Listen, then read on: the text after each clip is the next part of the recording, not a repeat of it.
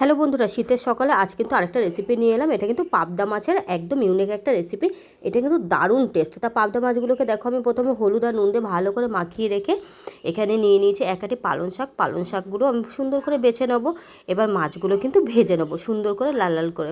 মাছগুলো ভাজা হয়ে গেলে ওই যে পালং শাকগুলো কেটে রেখেছিলাম ওগুলো জলে আমি ভিজিয়ে ধুয়ে রেখেছি। এর মধ্যে অপর সাইডে কড়াইতে তেল নিয়ে নেবো। তেলের মধ্যে শুকনো লঙ্কা, কালো জিরে ফোড়ন দিয়ে পেঁয়াজ দিয়ে ভালো করে লাল লাল ভেজে নেবো। আর হ্যাঁ, আমার বাংলার কিচেনে কিন্তু তোমাদের সবাইকে স্বাগত।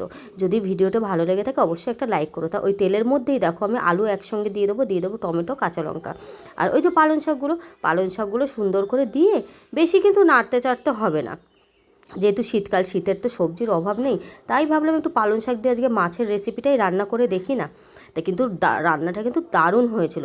তো এবার দেখো পালং শাকের মধ্যে নুন হলুদ আমি দিয়ে এটা একটু নেড়ে চেড়ে এর মধ্যে কিন্তু দিয়ে দেবো সর্ষে বাটা। এখানে সর্ষে, কাঁচা লঙ্কা আর সর্ষে আর কাঁচা লঙ্কা বাটাই আছে। ব্যাস, ওর মধ্যে জল দিয়ে নেড়ে চেড়ে কিন্তু আমি আন্দাজ মতো, মানে যতটা মাপের তোমরা ঝোলটা বানাবে ততটা মাপেরই জলটা ব্যবহার করো। এবার নুন লাগলে সামান্য একটু নুন আমি দিয়ে দেবো ওর মধ্যে। আর ঝালটা একদমই তোমাদের টেস্ট অনুযায়ী। এবার যে পাবদা মাছগুলো কিন্তু ওর মধ্যে দিয়ে আমি এটা সুন্দর করে নেড়ে চেড়ে নেবো। দেখো আমার রান্না কিন্তু কমপ্লিট। কিছুক্ষণ রেখে দিলে মানে 5 থেকে 10 মিনিটের মধ্যে রান্নাটা হয়ে যাবে।